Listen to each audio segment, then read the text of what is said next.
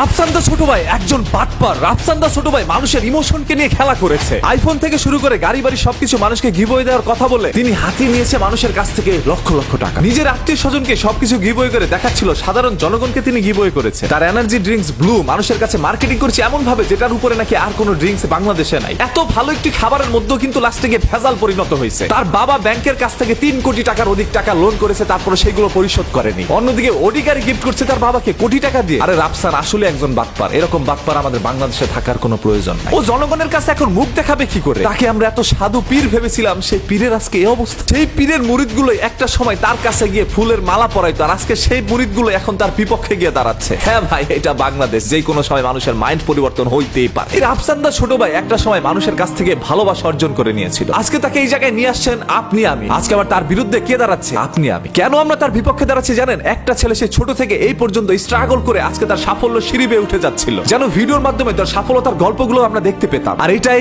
আমাদের ইগোতে গিয়ে লেগেছে, এটা আমাদের অহংকারে গিয়ে লেগেছে। কারণ আপনি আমি করতে পারি না, রাফসান সেটা করে দেখাচ্ছে। আপনার মা বাবাকে আপনি ঘর থেকে উস্টা দিয়ে লাঠি দিয়ে বের করে দিচ্ছেন। অন্যদিকে রাফসান তার মা বাবাকে সারপ্রাইজ করার জন্য কোটি টাকার গাড়ি গিফট করছে। তাহলে রাফসানের আমাদের জায়গাটা তো একটু হলো ভিন্ন ভাই। ওর মা বাবার প্রতি সবকিছু করছে, আমরা আমাদের মা বাবার জন্য কিছু করছি। তাহলে রাফসান তো বাটপার ভাই, নিজের জন্য কিছু করে না, মা বাবার জন্য করে। এই রাফসান কিন্তু তার আয়ের অনেক টাকাই অসহায় মানুষের উপরে সাহায্য করে থাকে। রাফসান শুধুমাত্র একজন কন্টেন্ট ক্রিয়েটর নয়, রাফসান পুরো বাংলাদেশকে রিপ্রেজেন্ট করছে। এরকম একজন মানুষের বিপক্ষেও গিয়েও আজকে আপনি আমি দাঁড়াচ্ছি। এটা কি আপনার আমার লজ্জা হওয়ার কথা না? একজন মানুষ যদি উন্নতি করতে নেয় তাহলে সেটা দেখার সাথে সাথে আমাদের পিছনে জ্বলে যায়। সেই তীব্র জলাজলের অনুভূতি যেন আমরা সহ্য করতে পারি না। আজকে রাফসানকে যারা ভালোবাসতো তারাই আজকে ঘৃণা করছে, শুধুমাত্র ওই একটি কারণে। আরে ভাই, তার বাবা একটি কোম্পানি দিয়েছে এবং ব্যাংক থেকে লোন নিয়েছে, সেটা তার বাবা মায়ের ব্যাপার। এখানে রাফসানকে কেন টেনে নিয়ে আসছেন? ওর তো কোনো দোষ ছিল না। সে কোটি টাকা ইনকাম করছে, সেটা তার একান্ত ব্যক্তিগত বিষয়। লোন নিয়েছে তার মা বাবা, সেটা শোধ করবে তারা। আর রিসেন্টলি সামাজিক যোগাযোগ মাধ্যমে যে ছবিগুলো এখন প্রকাশ পাচ্ছে সেটিও কিন্তু এখনকার ছবি নয়, এটি আরো দীর্ঘদিন আগের একটি ছবি, যেখানে দেখা যাচ্ছিল ম্যাজিস্ট্রেট গিয়ে রাফসানের সেই কোম্পানিতে সার্চ করে, যেখানে একটি মেশিন পায় না, বলা হচ্ছিল হাতে তৈরি করা হচ্ছে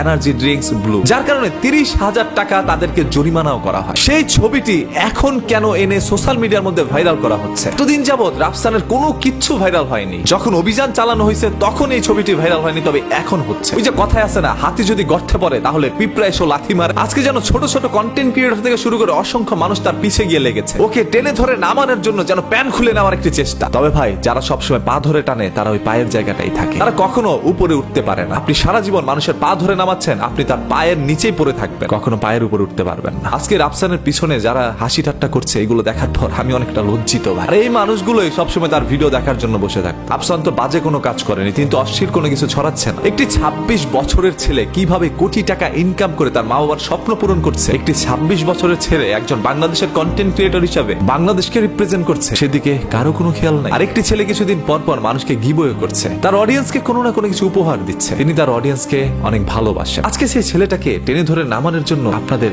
এত আপ্রাণ চেষ্টা, আর এই চেষ্টা যদি আপনারা আপনার নিজেদের কাজের জন্য করতেন তাহলে অনেকটা এগিয়ে যেতে পারতেন। রাফসানের পিছনে কেন লাগলেন? এখন আবার অনেকে বলতে পারেন, ভাই কয় টাকা দিছে আপনাকে যে আপনি ওর পক্ষে কথা বলছেন? আরে ভাই, আমি রাফসানের ব্যক্তিগত কোনো কিছু নিয়ে কথা বলতে আসিনি। ও একজন কন্টেন্ট ক্রিয়েটর, আর কন্টেন্টের জায়গা থেকে রাফসান রাইট আছে। ওর পরিবার কি করলো না করলো সেটা একান্তই তার ব্যক্তিগত বিষয়, ওইটা সিক্রেট বিষয় ভাই। ওইটাকে টেনে ধরে সোশ্যাল মিডিয়ার মধ্যে এনে এই লোকটাকে কেন বারবার দোষারোপ দেওয়া হচ্ছে? যেই কাজটা ও করে নাই সেটা কেন বারবার বলা হচ্ছে? 2-4 মাস আগে রাফসানের সেই এনার্জি ড্রিঙ্ক হয়তো বা হাতে তৈরি করা হতেও পারে, তবে এখন কিন্তু তার কোম্পানির মধ্যে একটি বড় মেশিন আছে যেটা হাতের স্পর্শ ছাড়াই তার এনার্জি ড্রিঙ্কস তৈরি করা হচ্ছে। আপনি অতি টেনে ধরে এখন কেন তার বিরুদ্ধে অপপ্রচার চালাচ্ছেন? কারা তার পিছনে লেগে পড়েছে তাকে ডাউন করার জন্য? কাউকে টেনে ধরে কখনো নামাতে পারবেন না, কারো সম্মান কখনো আপনি হানি করতে পারবেন না যদি মহান আল্লাহ তাআলা তার সম্মান বৃদ্ধি করে। সম্মান কমবে এবং বৃদ্ধি হবে সেটা একমাত্র আল্লাহ তাআলাই ভালো জানে কখনকার হয়। তবে আমরা আমাদের জায়গা থেকে ভালো কাজটাই করে যাব। আজকে রাফসানের বিরুদ্ধে এই অপপ্রচার আমার কাছে সহ্য হচ্ছিল না। আবারও বলছি, ব্যাংক থেকে লোন রাফসান নেয়নি। ও একজন 26 বছরের যুবক ছেলে,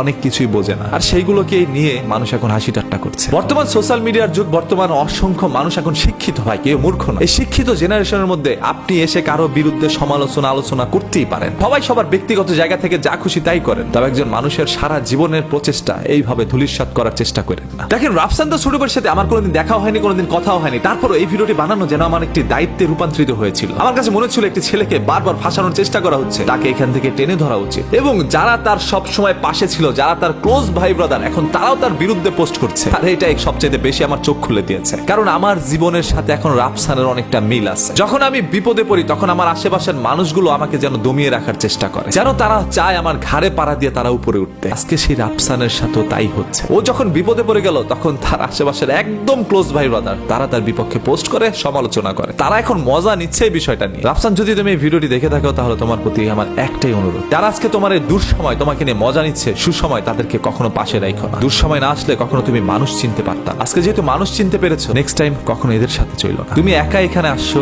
একা অনেক উপরে যেতে পারো। কেউ কাউকে কখনো টেনে ধরে উপরে উঠাইতে পারে না, পারে টেনে ধরে নামাইতে। আলহামদুলিল্লাহ, বিপদ আল্লাহ তাআলা আমাদেরকে দেয় মানুষ চেনানোর জন্য। বাই দ্য ওয়ে, তারপর এখানে অনেক গণ্যমান্য বুদ্ধিমান লোকেরা আছেন। আপনারা এই ভিডিওটি দেখার পর আপনাদের কাছে কি মনে হচ্ছে আপনি একটু কমেন্ট করে জানাই। দেখতে চাই সবার মূল্যবান মতামত।